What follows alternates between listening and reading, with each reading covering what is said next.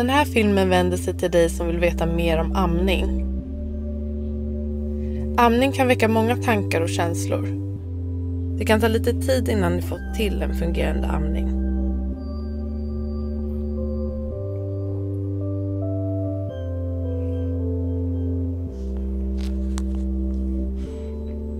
När barnet är vid bröstet så slickar det och pickar med huvudet. Detta för att forma bröstvårtan. Till slut gapar barnet och tar ett ordentligt tag om bröstet. Om barnet får ett för litet tag så kan amningen bli smärtsam och det kan uppstå sår på bröstvårtan.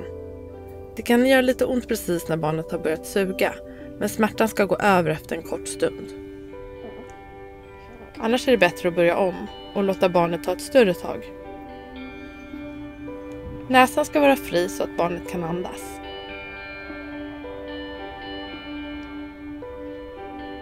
Om din bebis har svårt att få ett bra grepp kan du hjälpa den genom att forma bröstet så här.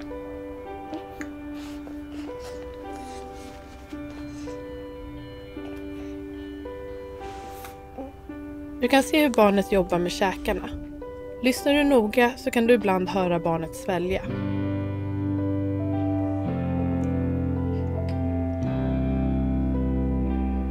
Barnet suger ofta korta tag, pausar lite och kanske tittar upp för att få ögonkontakt innan det sen går över till att ta lite längre tag.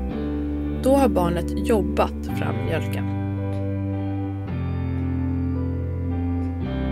När barnet släpper bröstet och somnar, eller är nöjt, kan du vara säker på att barnet fått i sig mjölk. Är barnet fortfarande vaken och intresserad kan det vara bra att erbjuda det andra bröstet. Skriker barnet så är det bra om du lugnar det innan du ammar. När barnet skriker så åker tungan upp i gommen och då kan det vara svårt att få ett bra tag om bröstet. Den första mjölken kallas för råmjölk och den produceras redan under andra halvan av graviditeten. Råmjölken innehåller massor av antikroppar och mängden råmjölk i brösten är lagom för barnets lilla magsäck. Efter bara något dygn så börjar barnet amma ofta, vilket stimulerar mjölkproduktionen. Efter 3-5 dagar kanske du känner att det spänner och ömmar i brösten. Då rinner mjölken till. Att ha barnets hud mot hud kan underlätta amningen. Hormoner utsöndras som stimulerar mjölkproduktionen. Du som inte själv ammar är viktig. Ditt stöd behövs för att amningen ska fungera. Den ammande kan behöva en paus och då kan du passa på att ha barnet hos dig. Gärna hud mot hud. I början så kan det vara lite svårt att hitta en bekväm ställning att amma i. Det finns flera alternativ att välja mellan. Ni kan till exempel amma tillbakalutat, liggandes på sidan eller sittandes. Det kan vara bra att ha lite kuddar att stötta upp med.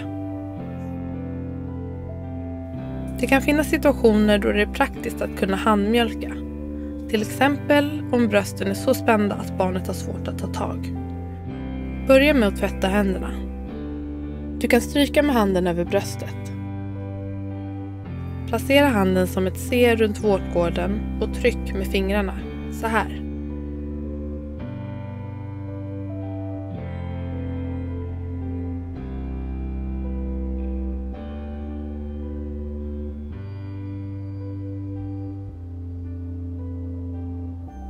Du och ditt barn är unika och ni ska tillsammans lära er att amma.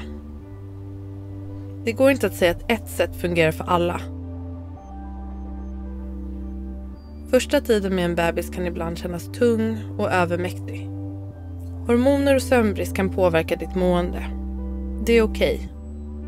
Det tar oftast flera veckor innan amningen faller på plats och det känns som allting funkar. Försök att ha tålamod och vara snäll mot dig själv. Ibland kan man behöva hjälp för att få amningen att fungera.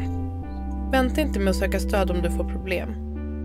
Du kan alltid vända dig till BVC, Amningshjälpen eller 1177 som kan hänvisa dig till närmsta amningsmottagning.